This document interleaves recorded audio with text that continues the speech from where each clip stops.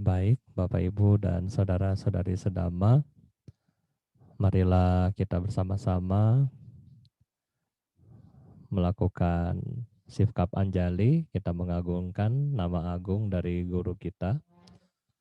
Namo tassa bhagavato arahato sama sambuddhassa. Namo tassa bhagavato arahato sama sambuddhassa.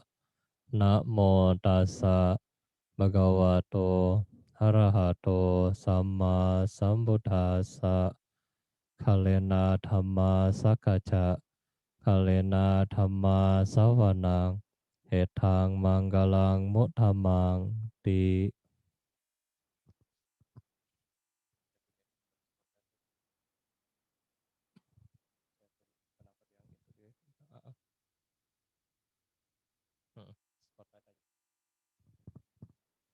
Ya, baik, selamat pagi Bapak Ibu dan saudara-saudari sedama, Sukihoto, Namo Buddhaya. Pada kesempatan hari ini, Bante senang bisa berjumpa kembali dengan Anda semua yang ada di rumah. Ya, walaupun kita terpisah ya antara jarak, tetapi ya Bante senang kita masih ketemu dengan keadaan yang sehat dan bahagia. Nah, pada kesempatan hari ini, Bante akan mengulas kembali mengenai Tirokuda Sutta. Topik ini sebenarnya ya sudah sering ya, mungkin Bapak Ibu sudah sering dengar, dan jadi karena sudah sering dengar, Bante anggap lebih banyak nanti diskusinya aja ya, jadi lebih banyak diskusinya. Nah, kenapa kita bahas Tirokuda Sutta? Ya terkait dengan minggu-minggu depan kita akan memasuki sesuai dengan tradisi ya, Anda akan melaksanakan ritual ya, ziarah kuburan atau mungkin kita bilang ya cengbeng ya. Dan banyak hal yang positif daripada cengbeng, tetapi juga banyak hal juga yang miss ya. Maksudnya di sini miss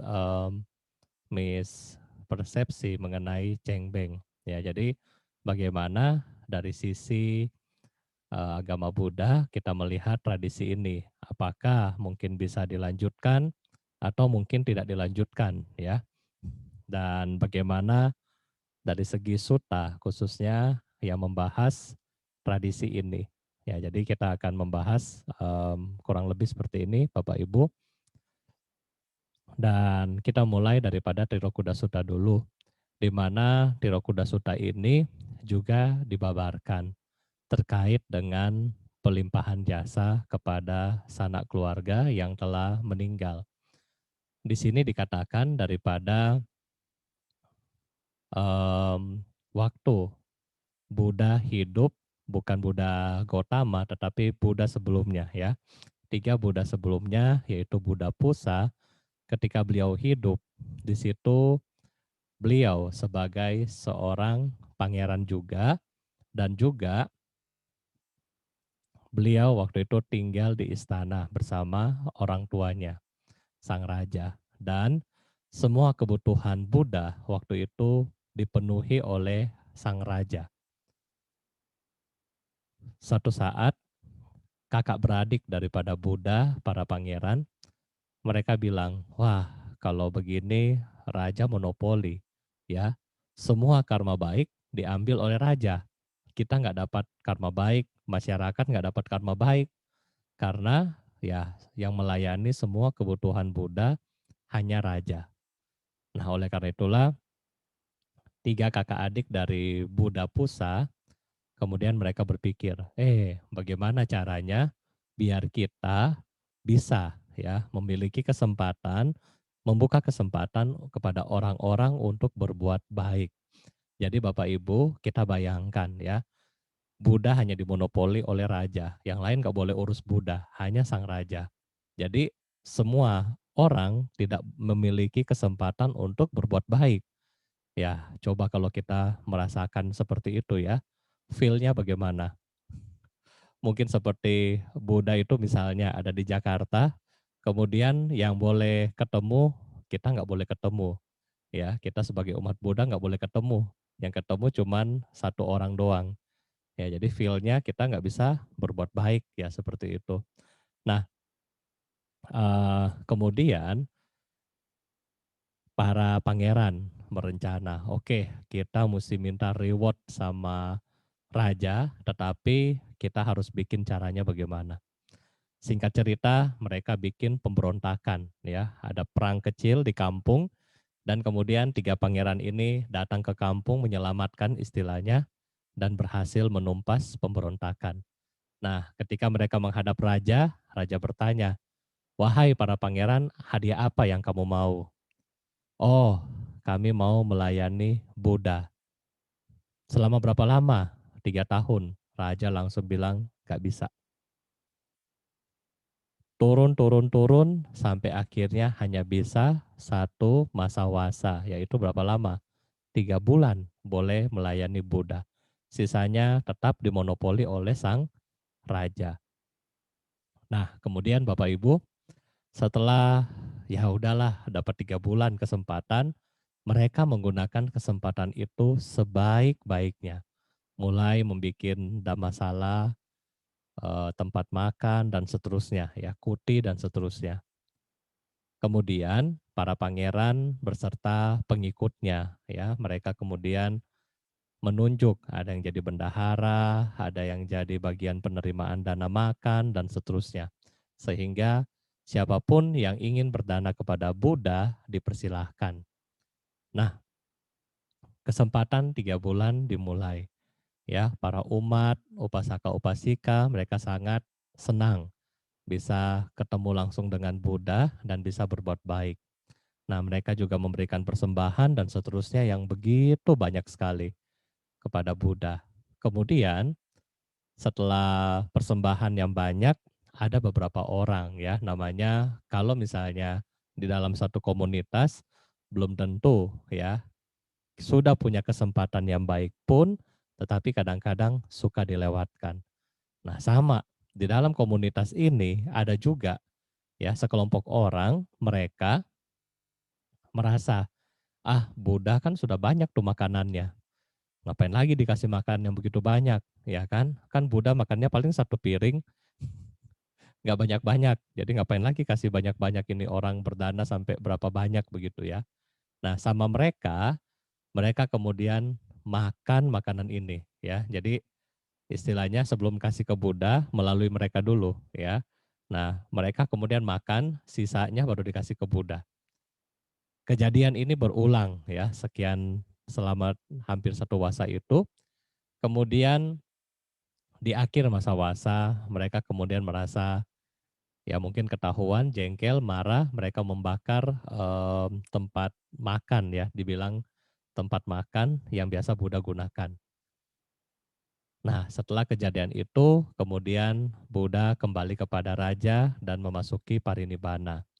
Dan kemudian juga ya para pangeran semuanya, mereka juga semuanya di akhir cerita mereka semua meninggal dan mereka-mereka yang selama melayani Buddha 3 bulan yang tadi, yang berbuat baik, memiliki devosi, memiliki bakti kepada Buddha, mereka kemudian lahir di alam surga. Dan ya akibat perbuatan baik mereka tentunya ya. Kemudian juga mereka yang selama melayani Buddha 3 bulan dengan tidak memiliki devosi, melakukan korupsi seperti tadi, korupsi makanan dan seterusnya, pada akhirnya mereka lahir di neraka. Nah, jadi eh, inilah yang menjadi dasar daripada Tirokuda Sutta, ya.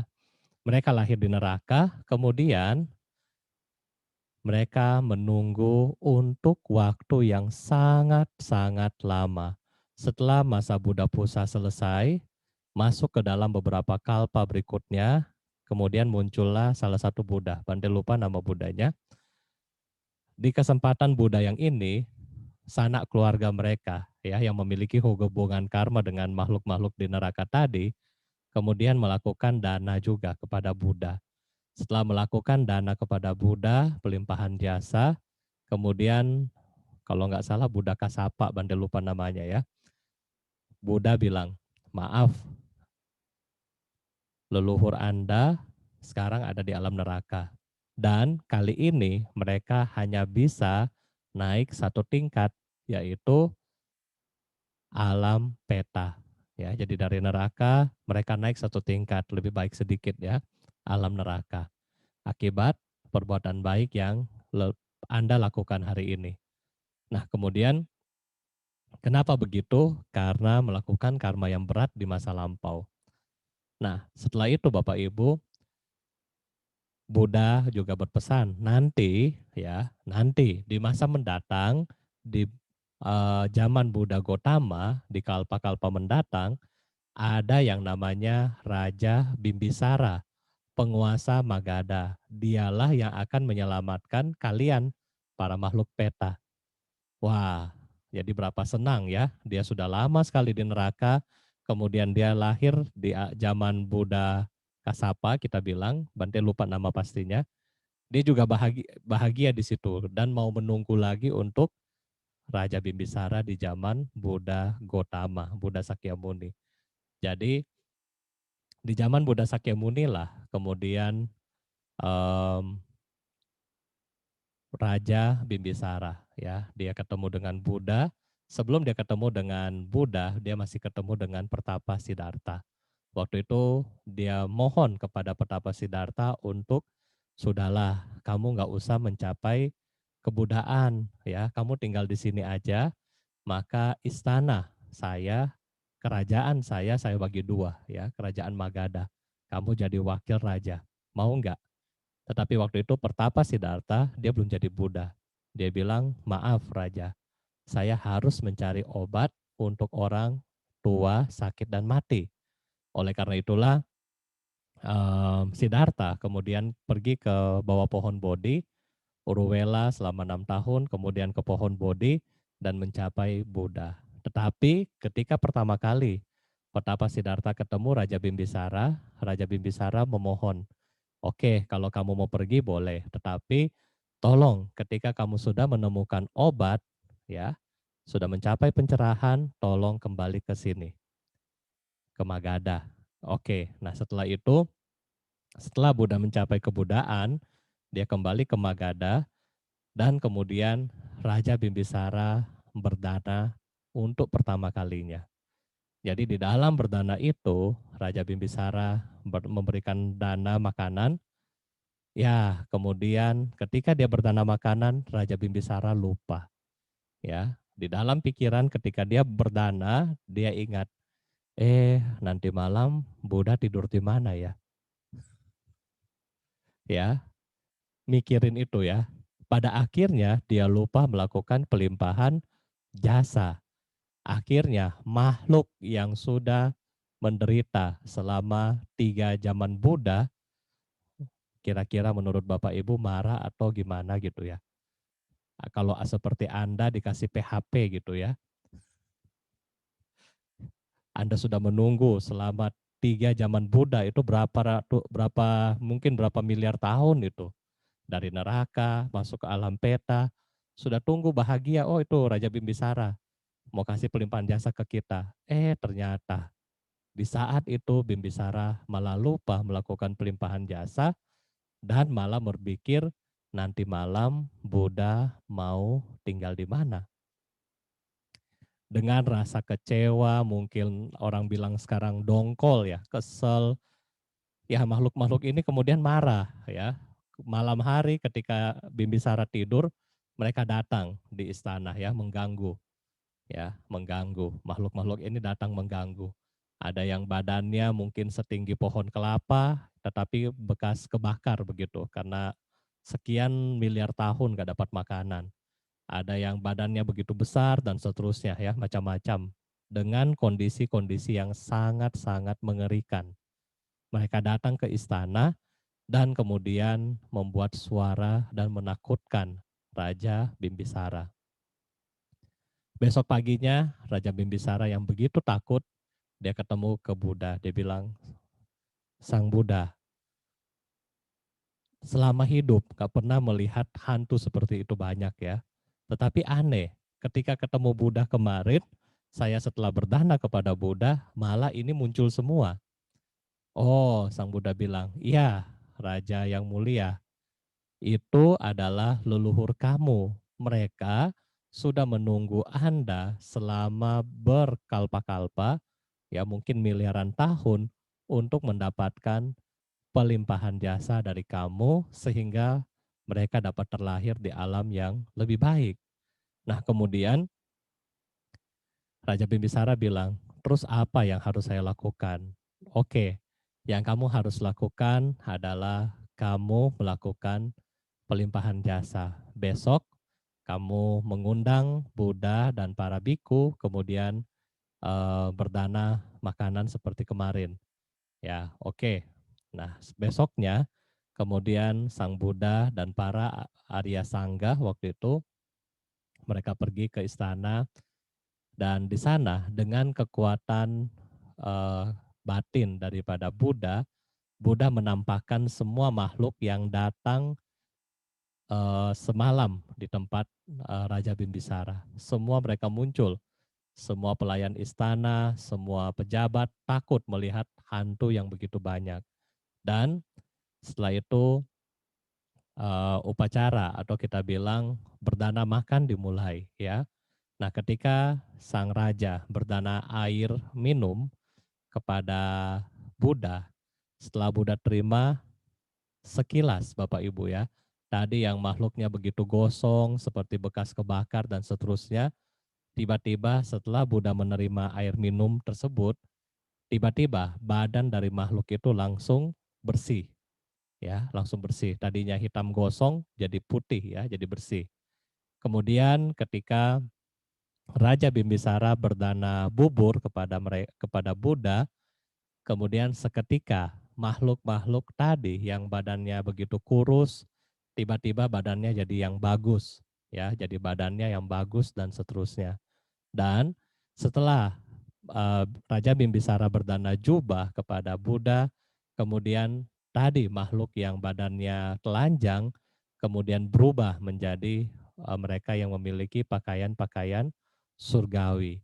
Dan setelah itulah makhluk-makhluk tersebut lahir di alam yang lebih baik atau kita bilang terlahir di alam surga. Nah, jadi ini kurang lebih cerita mengenai Tirokuda Sutta yang menjadi dasar daripada sutta ini. Ya, jadi ini adalah menjadi dasar daripada sutta ini. Kemudian yang penting dari sini Bapak Ibu adalah kita akan bahas bait demi bait biar lebih detail. Nah, nanti kalau ada yang mau bertanya ya silakan Bapak Ibu ya. Jadi Tirokuda Sutta artinya apa?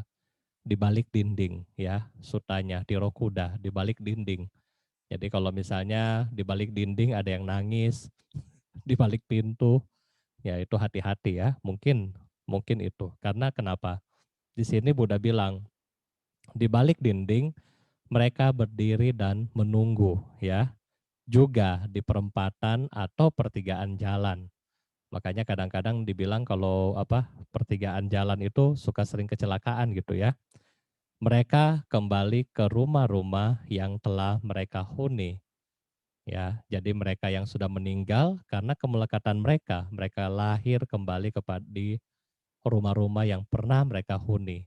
Jadi nggak heran Bapak Ibu kalau di sini ya kan karena kemelekatan dia menyebabkan banyak rumah yang ada hantunya.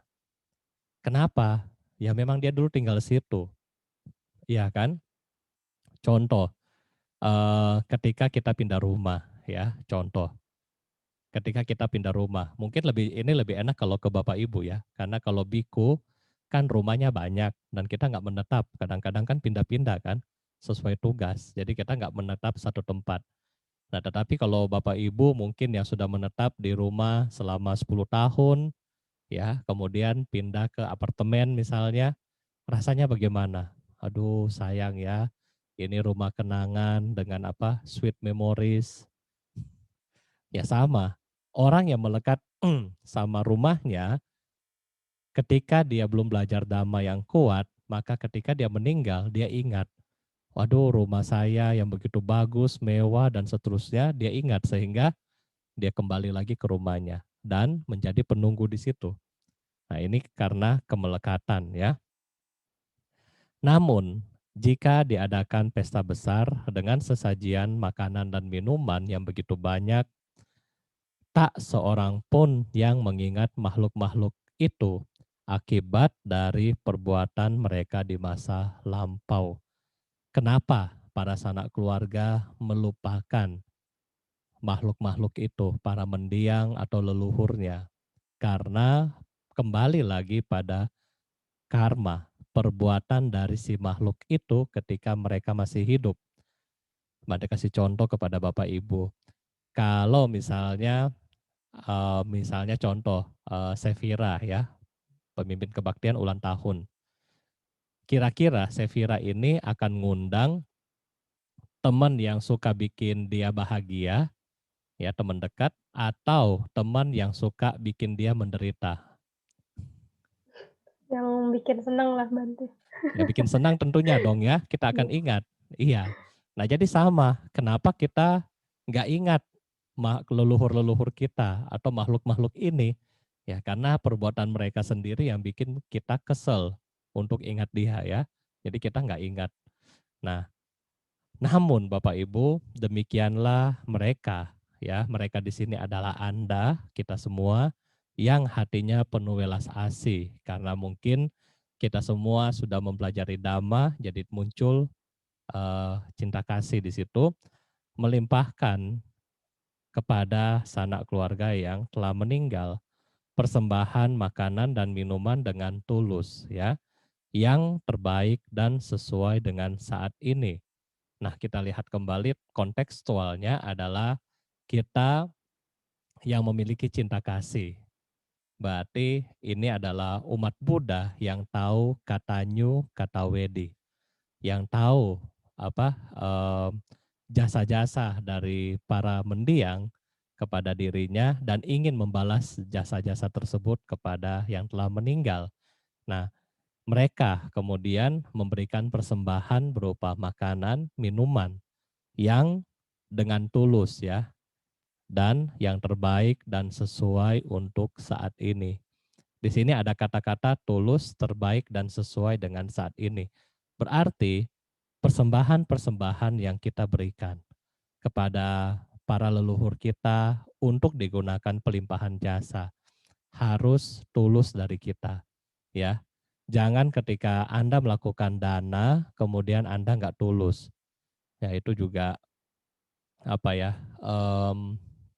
kurang manfaatnya ya. Misalnya ketika Anda berdana makanan kemudian di dalam hati, aduh ngapain lagi saya berdana makanan sama si Bante, kan makanannya sudah banyak. Nah itu berarti nggak tulus ya.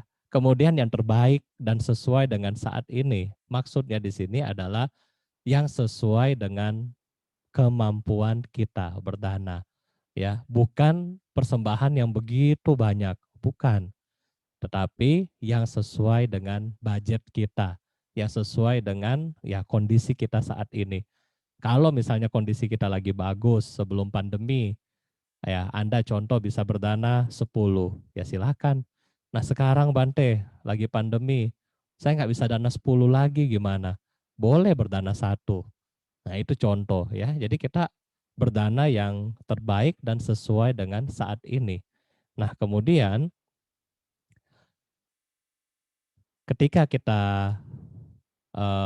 berbuat baik seperti itu, di dalam hati kita menyebutkan, semoga jasa-jasa ini melimpah pada sanak keluarga yang telah meninggal.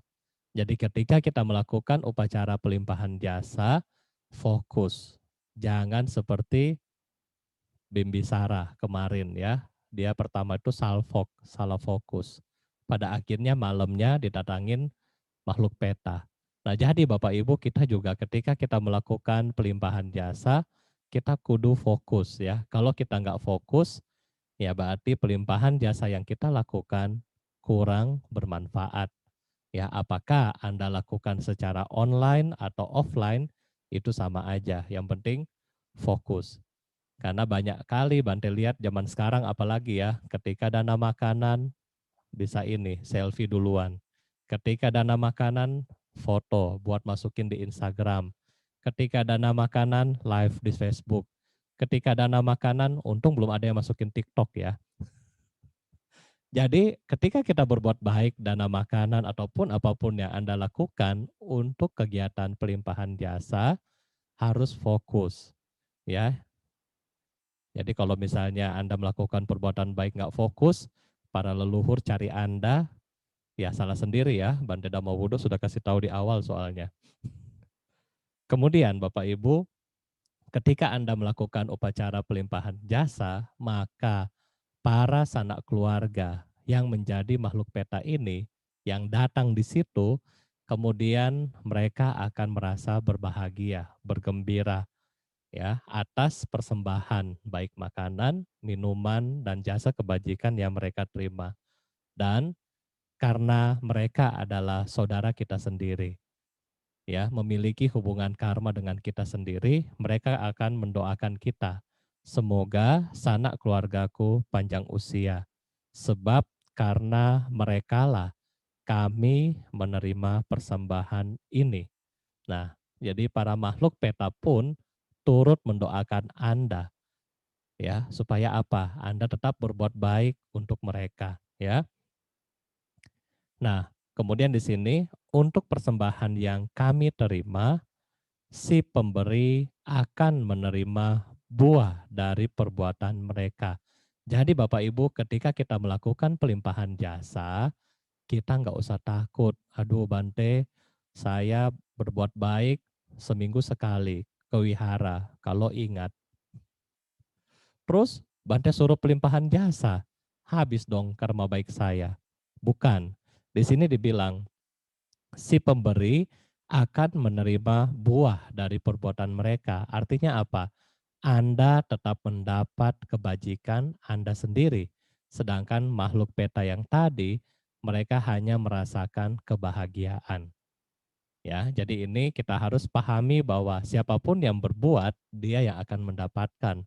Makhluk peta hanya mendapatkan kabar baik. Oke, ini yang pertama. Yang kedua, Bante, kalau saya punya leluhur, ya, nggak terima apa pelimpahan jasa saya, terus bagaimana dong? Nggak masalah. Di leluhur Anda terima, nggak terima pelimpahan jasa nggak masalah. Karena kenapa? Ketika Anda berbuat baik, Anda sendiri yang menanam kebajikan untuk diri kita sendiri.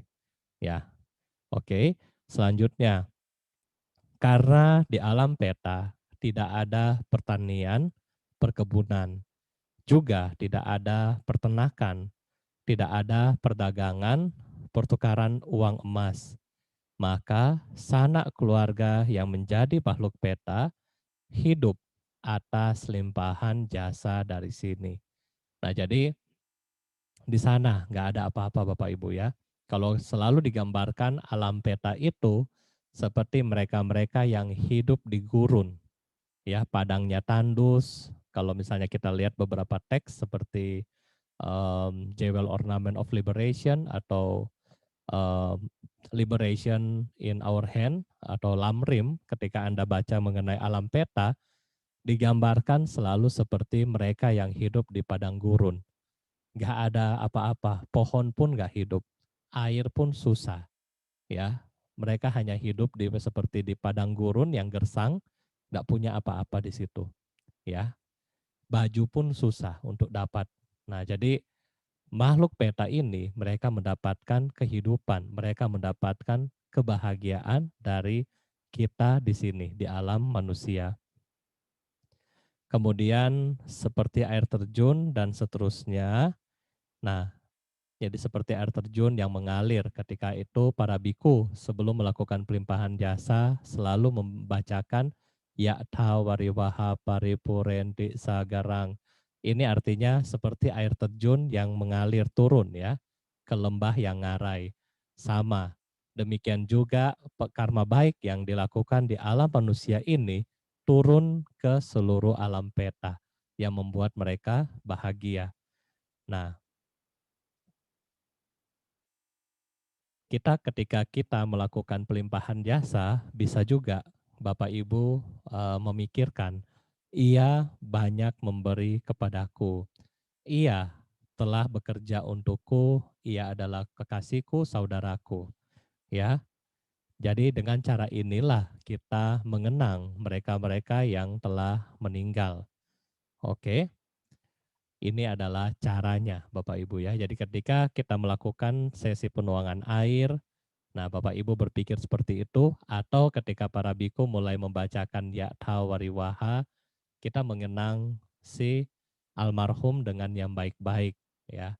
Misalnya, oh ini adalah papa saya, kungkung saya, popo saya, dia baik sama saya.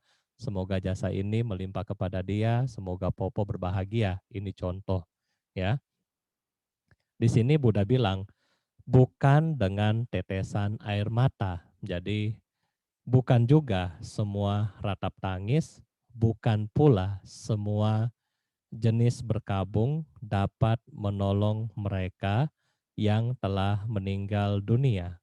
Jadi ketika kerabat kita meninggal, bukan dengan cara itu kita menolong mereka ya. Kalau kita menangis, kita sedih, malah ini akan memberatkan mereka ya.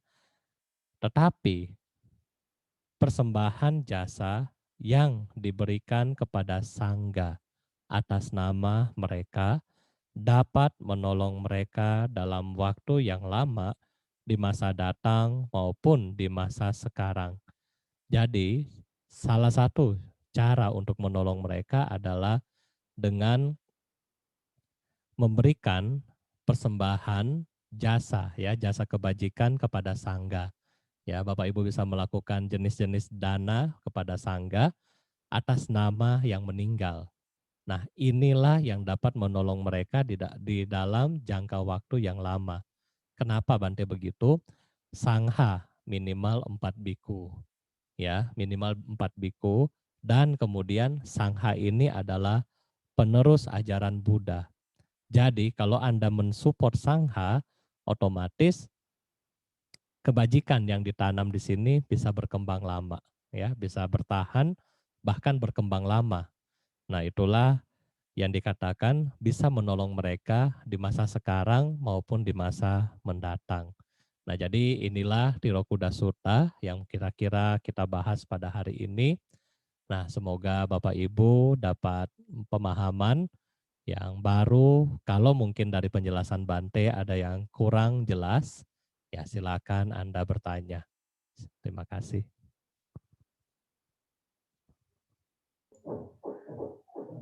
Ya, Bapak Ibu saudara-saudari, eee, kalau ada pertanyaan yang mau ditanyakan secara langsung kepada Bante bisa, pilih opsi reaction terus raise hand-nya supaya, kelihatan siapa yang mau bertanya secara langsung. Oh,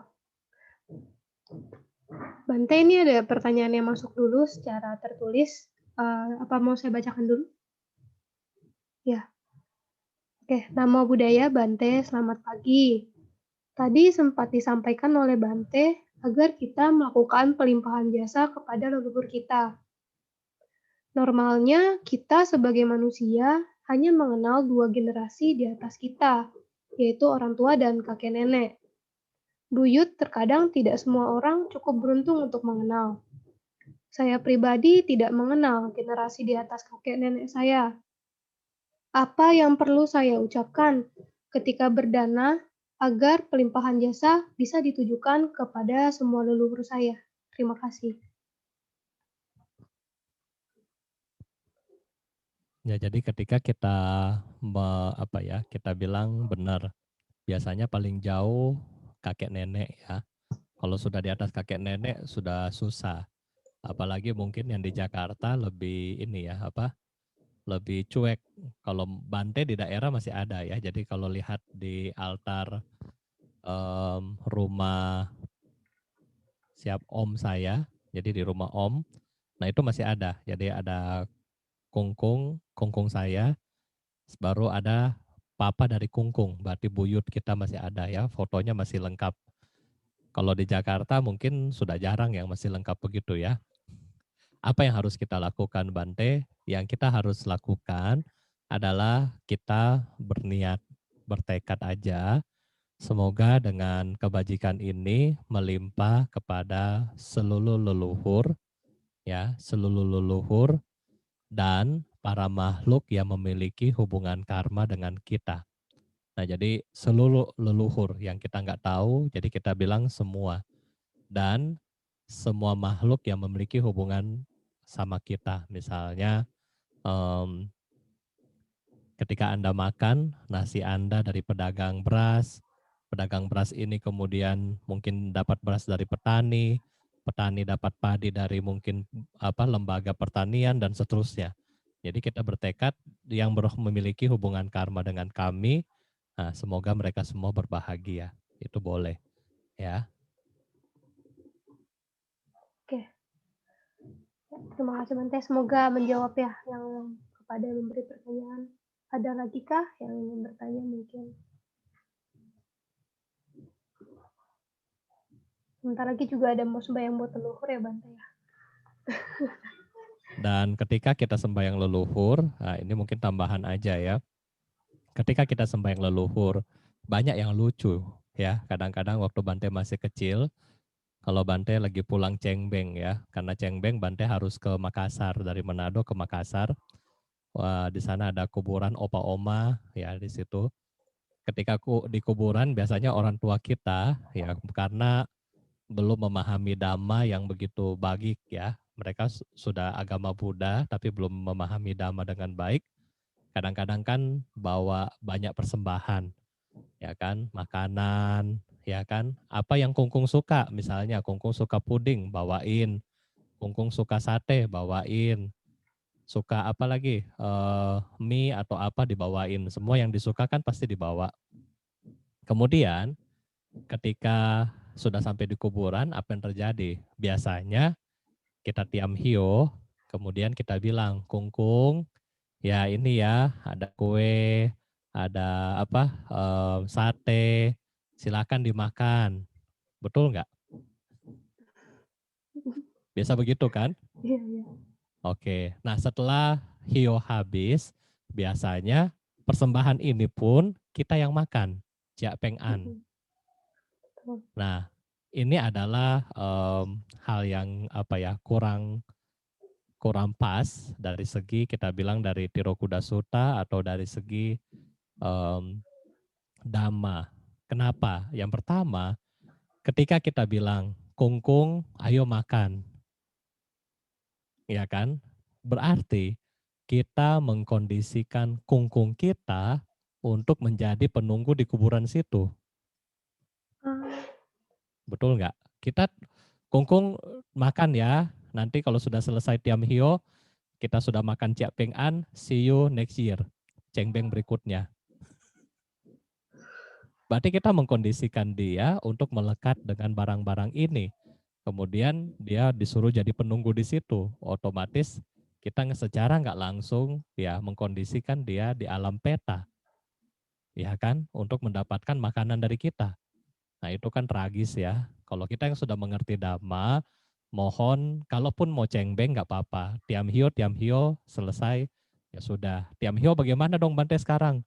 Ya semoga Kungkung berbahagia di alam sana dan semoga cepat-cepat mengenal Buddha Dhamma sehingga merealisasi nibbana. Itu bagus.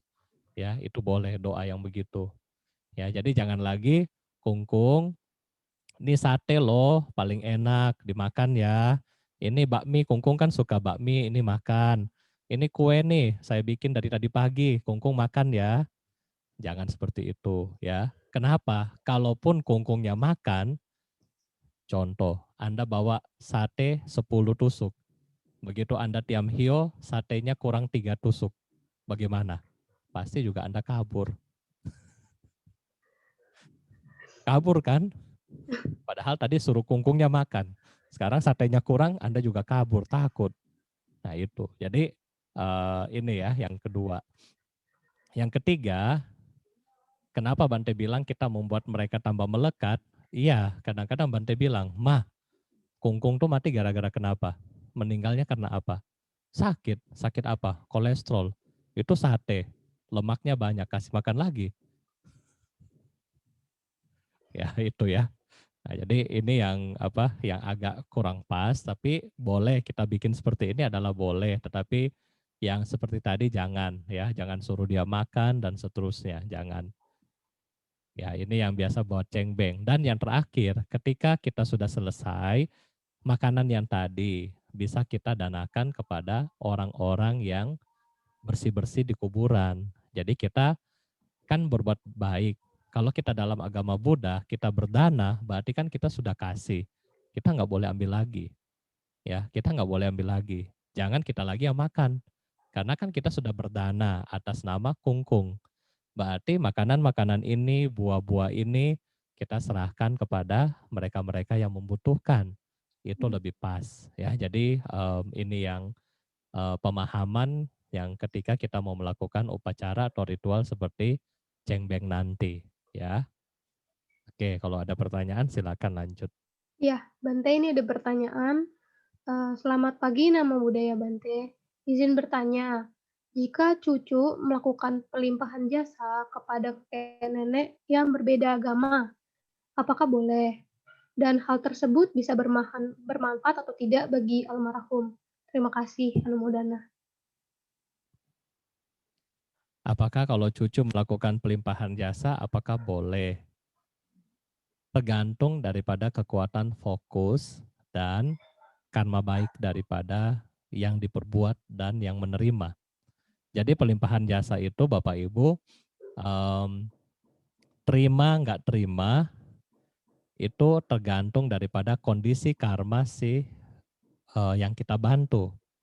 Tadi kan di awal Bante bilang, ketika kita melakukan perbuatan baik, 100% yang dapat adalah kita. Sedangkan mereka-mereka itu hanya mendapatkan seperti kabar yang membuat mereka senang dan pada akhirnya mereka bahagia. Kalau mereka punya karma yang pas, mereka lahir di alam lebih baik. Tetapi kalau tidak, mereka hanya mendapatkan kebahagiaan sementara dan tetap berada di alam yang menderita seperti itu. Bante kasih contoh, seperti kita misalnya orang-orang yang memiliki famili yang sedang berada di rumah penjara, di rutan ya. Nah, ketika kita pergi ke rutan, misalnya ketika dia ulang tahun, misalnya Anda bawain kue, ya kan? Anda bawa ke rutan, apa yang terjadi? Ketika kita bawa kue, ingat dengan ulang tahun dia dan seterusnya, dia akan senang, bahagia, merasa mendapatkan perhatian dari Anda, dan seterusnya. Pertanyaannya, apakah kue yang tadi bisa menyelamatkan dia terbebas dari kurungan penjara? Nggak bisa, ya kan? Misalnya dia harus dipenjara 5 tahun, apakah kita bawa kue tadi bisa menolong dia untuk keluar dari penjara selama itu? Nggak bisa. Dia tetap harus menjalani hukumannya di sana, tetapi setidaknya rasa bosan, rasa kesel, rasa rindu sama keluarga, rasa rindu sama anak, ya hal-hal apa ya, perasaan dan seterusnya. Ketika kita datang, kita mengunjungi, secara psikologis ini membuat dia lebih bahagia. Walaupun cuma 1 jam, tetapi dia bisa bahagia sehingga melupakan rasa-rasa bosan yang dia kumpulkan selama ini. Nah, jadi dengan ini juga sama dengan pelimpahan jasa. Jadi kita kalau kekuatan kita, kebajikan kita tidak bisa menopang istilahnya top up karma baik dia untuk lahir lagi, setidaknya kita datang mengunjungi ya seperti tadi, hanya membuat dia bahagia sementara. Karena kembali lagi pada kama yoni, kama bandu, kama patisarana. Ya, terima kasih. Ya, ini ada pertanyaan lagi, mungkin harusnya penjelasannya serupa seperti tadi ya. Apabila leluhur kita sebelumnya bukan agama Buddha pada kehidupan sebelumnya, dan mungkin tidak mengerti dengan konsep perbuatan bajik, misalnya dengan berdana kepada sangha, apakah perbuatan bajik tersebut tetap dapat diterima? Terima kasih Bante. Masih harusnya sama ya, tergantung. Iya, jadi oh ya yang agama tadi Bante belum ini ya. Perbuatan bajik, jasa kebajikan itu adalah universal ya, Hmm. bukan hanya dalam agama Buddha, tetapi universal sifatnya. Jadi ketika kita melakukan perbuatan baik, maka em, elemen positif yang ada di dalam pikiran kita inilah yang kita kasih, bukan agamanya. Jadi yang kita kasih bukan agamanya, tetapi kebajikannya ya. Bante kasih contoh. Ketika wihara-wihara atau ya wihara-wihara biasanya bikin baksos. Apakah beras yang kita kasih itu hanya untuk umat Buddha atau buat semua? Buat semua. Ketika Betul, kita kasih beras, semua bisa terima. Betul nggak? betul Bante. Mungkin seperti Damasuka waktu kemarin Bante lihat bagi nasi ya waktu lebaran atau kapan dulu. Iya, Ini waktu semua orang pandemi bisa ada. terima ya. Ya. Hmm. Kan orang semua bisa terima, bisa ambil. Dia nggak tanya ini dari wihara. Ah nggak ada kok dari wihara. Nah sama, kenapa bisa ambil? Karena sifatnya universal. Jadi pelimpahan jasa ini sifatnya universal. Jadi kita apapun agama mereka, kita bisa melakukan pelimpahan jasa. Ya, kita bisa melakukan pelimpahan jasa. Jangankan em, mereka yang beragama lain, hewan-hewan aja kita kadang-kadang doakan, ya kan? Di Mahayana, kalau Bante pernah belajar dulu, sebelum para suhu makan, mereka ada biasa ritual di depan tempat makan. Kalau mereka kalau nggak salah ritual apa Bante lupa ya bahasa Mandarin itu. Tujuannya apa? Untuk memberikan persembahan makanan kepada makhluk peta. Nah, jadi ini adalah apa ya? Mirip dengan pelimpahan jasa. Jadi sifat dari kebajikan ini adalah sifat yang universal. Gampangnya seperti beras yang tadi. Siapapun kita kasih beras itu gampang, semua mau terima karena mereka butuh. Ya itu ya. Jadi kalau mereka pun beda agama sama kita, tetap mereka bisa mendapatkan manfaat dari kebajikan kita. Kalaupun mereka mungkin nggak dapat persembahan dari kita, nggak apa-apa. Karena kita sendiri mendapatkan kebajikan dari perbuatan baik kita. Ya, terima kasih. Hmm. Ya, Bante ini juga mungkin pertanyaan yang mungkin ada orang-orang juga berpikiran sama. Nama budaya Bante, tadi disampaikan ketika kita berdana makanan untuk leluhur, kan kita tidak bilang ayo makan supaya leluhur kita tidak dikondisikan untuk melekat di tempat itu, seperti di kuburan atau di rumah abu. Kalau begitu, apakah artinya kita tidak perlu sembahyang ke kuburan atau rumah abu, tapi di rumah aja, di rumah saja pun nggak apa-apa? Mengingat sekarang kita juga tidak bisa berpergian karena adanya pandemi. Ya, sebenarnya kalau kita sudah memahami bahwa mereka-mereka yang telah meninggal ya selama 49 hari paling lambat mereka sudah dapat alam yang baru. Nah, jadi sebenarnya dimanapun kita mau sembayangi mereka itu bebas ya. Di rumah pun seperti saat ini udah oke. Karena kenapa? Kalau di dalam konteks Buddhis, setelah proses 49 hari, mereka telah terlahir di alam masing-masing. Yang punya kebajikan ke alam surga, yang nggak pernah berbuat baik ya ke alam rendah, ya yang sedang-sedang ya alam manusia. Nah jadi setelah 49 hari, mereka sudah nggak ada di tempat itu. Baik di rumah abu maupun di kuburan itu sudah nggak ada. Ya jadi perlakuan sama, apakah di rumah abu yang dikremasi atau yang dilarung di laut atau yang dikuburkan itu sebenarnya sudah sama ketika kita mau melakukan pelimpahan jasa. Nah, Bante dalam kondisi cengbeng seperti ini kita masih memeluk tradisi. Apakah masih boleh? Nggak ada yang salah dengan cengbeng, nggak ada yang salah. Tetapi kita harus pahami bahwa cengbeng dan pelimpahan jasa adalah dua hal yang berbeda. Ini dua hal yang berbeda ya. Cengbeng adalah tradisi kita orang Tionghoa ya. Bante apakah Bante pergi cengbeng? Pernah Bante juga pergi. Pelimpahan jasa adalah tradisi dari Buddha. Patidana yang tadi, Tirokuda Sutta, itu dari Raja Bimbisara. Ulambana atau kadang-kadang bilangnya Cyoko, itu tradisi dari Bante Mahamunggalana. Nah ini adalah pelimpahan jasa versi Buddhis. Kalau Cengbeng adalah tradisi Tionghoa. Jadi inilah berbeda ya. Cengbeng bukan dari agama Buddha, bukan. Tetapi agama Buddha mengizinkan kalau Bapak Ibu mau melakukan cengbeng. Dengan harapan apa? Kita ingat yang pertama, menghormat mereka yang patut dihormati, itulah berkah utama. Yang kedua, di dalam um, Katanyu Kata Wedi, kita mengingat kebajikan dari para mendiang kepada kita waktu kita kecil, mungkin kita dimandiin, kita disuapin. Nah sekarang mereka sudah meninggal, kita mengingat jasa budi ini, ya sehingga kita mendoakan mereka. Dan yang ketiga, di dalam Sigalowada Sutta, salah satu wujud daripada penghormatan seorang anak kepada orang tua adalah dengan mendoakan mereka ketika mereka telah meninggal. Dan berikutnya di dalam Sigalowada Sutta juga kewajiban seorang anak adalah mempertahankan tradisi keluarganya. Jadi kita melihat bahwa cengbeng ini adalah dari tiga hal. Katanyu Kata Wedi, Manggala Sutta, menghormat orang yang patut dihormati, dan Sigalowada Sutta sebagai melakukan pelimpahan jasa. Di dalam Mahaparinibbana Sutta juga yang keempat, ada satu hal yang menarik.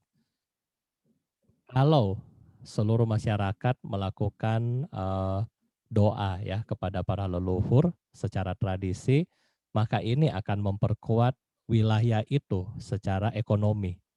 Ya, secara ekonomi, secara kemakmuran, secara keamanan. Ya, kalau kita sering melakukan penghormatan terhadap leluhur. Ini di dalam Mahaparinibbana Sutta, Bapak Ibu bisa lihat juga.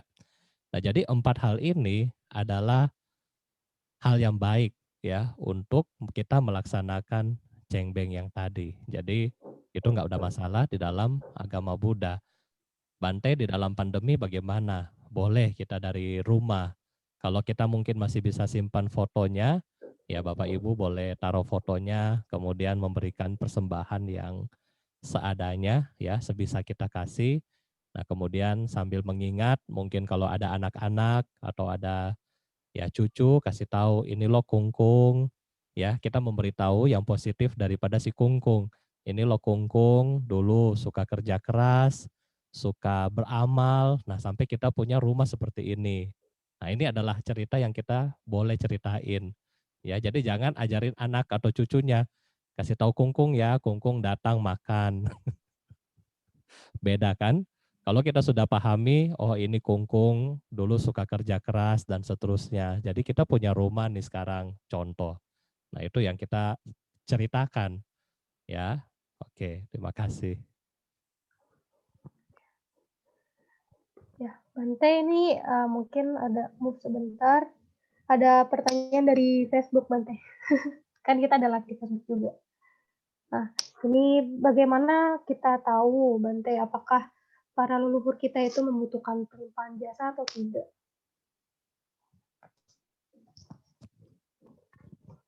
Bagaimana kita tahu leluhur kita sudah butuh atau tidak butuh pelimpahan jasa ya?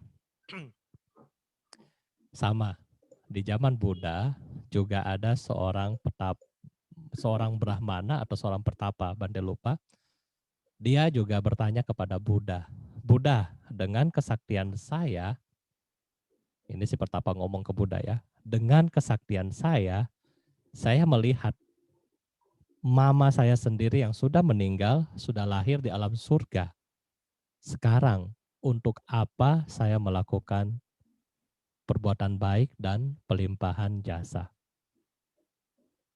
Nah, jadi ini pertanyaan yang sama, tapi ini di versi di zaman Buddha, seorang Brahmana yang sudah suci. Dia bisa melihat dengan mata batin dia, mama dia sudah lahir di alam surga. Jadi dia tanya ke Buddha, guna apa lagi saya melakukan perbuatan baik dan pelimpahan jasa?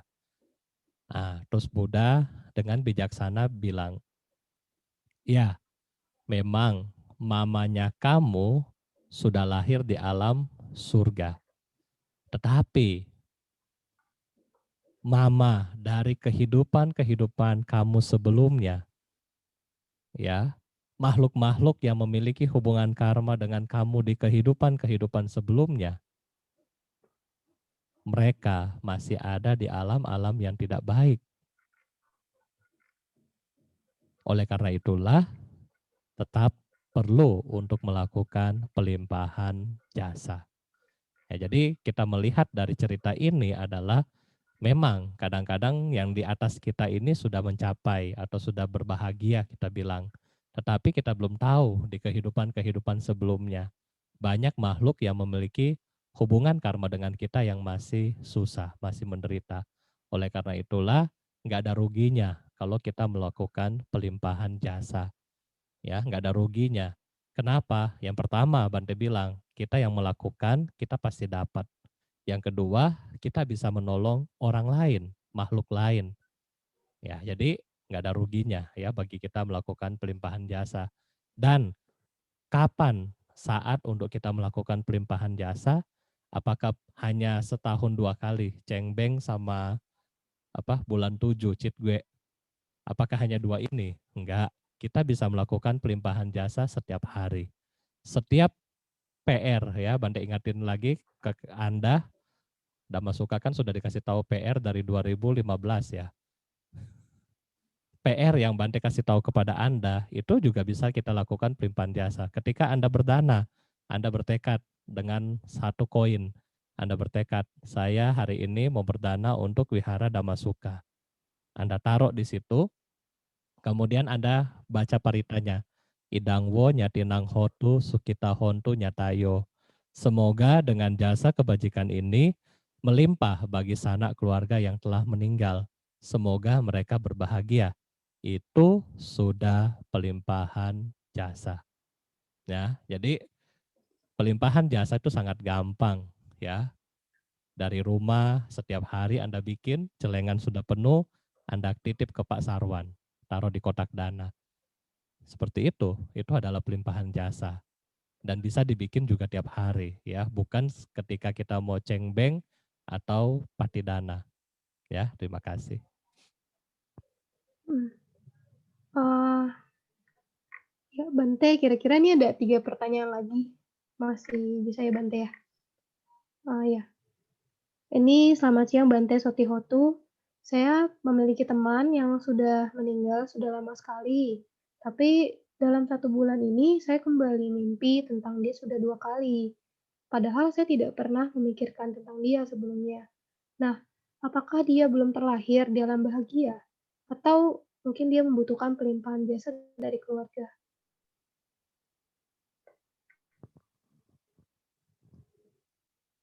Ya, jadi kalau misalnya sudah terlahir atau belum, ya Bante kurang tahu ya. Sudah terlahir atau belum itu belum tahu.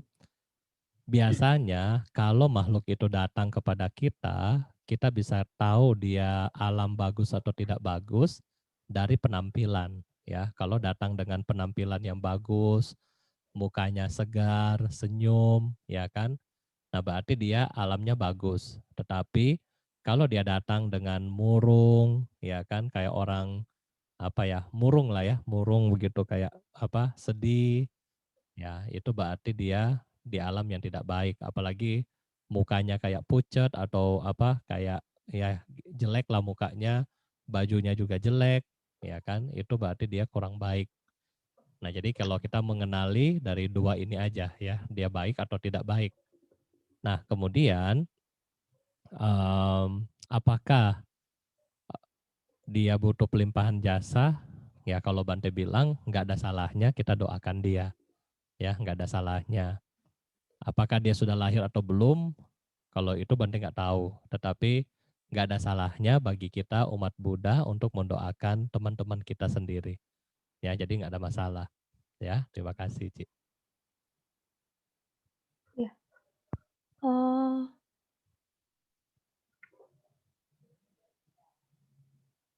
mungkin ini yang terakhir ya, Bante ya. Ini Bante, doa ke leluhur tadi saya mau catat nggak keburu. Ucapannya apakah boleh diulangi? Terima kasih. Atau sama dengan yang Idang Wo Nyatinahoto itu ya, Bante? Oh iya. Jadi, ketika kita mau sedang melakukan pelimpahan jasa, kata-katanya sih nggak baku Bapak Ibu ya, sebenarnya kata-katanya nggak baku, tergantung dari konsentrasi kita. Ya, jadi ketika Anda punya kadang-kadang begini soalnya, ada Bante, dia baca paritanya agak lambat. Jadi ketika agak lambat, kata-kata kita bisa panjang, tetapi ada Bante-Bante tertentu juga baca paritanya cepat nadanya ya. Jadi kadang-kadang juga nanti Anda kalau mungkin nanti Anda catat dari saya, kemudian Anda bacanya Bante yang lain yang baca. Ya belum selesai sudah selesai, malah nggak konsen ya kan. Jadi yang singkatnya bagaimana? Dengan kebajikan ini, semoga para leluhur, sanak keluarga, dan makhluk yang memiliki hubungan karma dengan saya terbebas dari penderitaan dan semoga mereka berbahagia. Ya ini aja yang kita bisa sampaikan yang pendek begitu ya. Kalau Bapak Ibu bisa hafal yang bahasa Palinya, Idangwo, Nyatinang Hotu, Sukita Hontu, Nyatayo. Itu juga boleh. Kalau Bapak Ibu mau lebih panjang lagi, ya semoga ya kan kebajikan ini melimpah kepada ini kalau yang mungkin dalam 49 hari kepada misalnya nama A karena dia telah orang yang baik dan seterusnya hal-hal yang positif yang dikembangkan. Nah, kemudian di terakhir kita bilang semoga dia berbahagia. Nah, itu juga boleh ya. Jadi ini enggak baku, ini enggak sekali lagi ini enggak baku, tergantung pada hati kita untuk ya eh, hati kita untuk itu ya, maksudnya mendoakan mereka ya. Oke, terima kasih. Ya, terima kasih banyak Bante. Mmm, Sepertinya kalau untuk pertanyaan langsung tidak ada yang masuk, semuanya pertanyaan tertulis dan udah sih tidak ada pertanyaan lagi yang masuk Bante. Mungkin sebelum menutup di sana mungkin ada dari Bante ada pesan-pesan tambahan atau kesimpulan yang ingin disampaikan Bante? Ya baik, jadi pada hari ini kita mengambil kesimpulan bahwa apapun ya kita mengikuti tradisi ya tradisi yang baik tentunya kita sebagai melanjutkan tradisi dari orang tua kita perlu melestarikan. Tetapi tradisi yang baik ini juga perlu kita pikirkan makna-makna yang pentingnya ya. Jadi makna-makna yang pentingnya kita juga harus tahu ya. Jangan mengikuti tradisi karena hanya mengikuti doang, tetapi ketika kita mengikuti tradisi ya kita harus paham. Nah, dan dari kita melihat ajaran Buddha bahwa ajaran Buddha tidak melarang umatnya, khususnya Anda, misalnya umat Theravada, untuk melakukan cengbeng yang tadi. Karena ketika Anda memahami makna dari cengbeng dan ketika Anda melihat suta-suta, kutipan suta-suta mengenai rasa bakti kepada orang tua, nah maka itulah kita bilang makna yang sesungguhnya yang perlu kita laksanakan. Ya, jadi jadikanlah hari Cengbeng ini hari yang bermakna untuk Anda dan keluarga dan juga para leluhur Anda. Kalau bisa lakukan perbuatan baik setiap hari karena bukan hanya untuk leluhur aja. Kalau Anda mencintai leluhur Anda berbuat baik setiap hari. Kalau Anda mencintai diri Anda juga berbuat baik setiap hari. Ya, jadi kenapa? Karena berbuat baik setiap hari hasilnya untuk saya sendiri dan juga untuk semua makhluk. Ya, terima kasih. Ya, Bante, terima kasih. Ya, kami dari segenap seluruh pengurus Wihara Budha Dharma Suka mengucapkan anumodana Bante atas tema desananya. Semoga bermanfaat dan membawa kebahagiaan bagi semuanya. Ya, Bante, apabila ingin meninggalkan terlebih dahulu untuk kebaktian online di Zoom-nya, bisa dipersilakan. Tapi kalau masih mau tetap stay dulu juga tidak apa-apa, Bante. Terima kasih banyak. Ya baik, karena nanti Bante ada kegiatan Patimokkha di luar, ya Bante akan siap-siap. Jadi Bante mohon izin, semoga Bapak Ibu semua selalu sehat dan apa yang Anda cita-citakan dapat tercapai. Selamat pagi, Sukihotu, Namo Buddhaya. Namo Buddhaya Bante.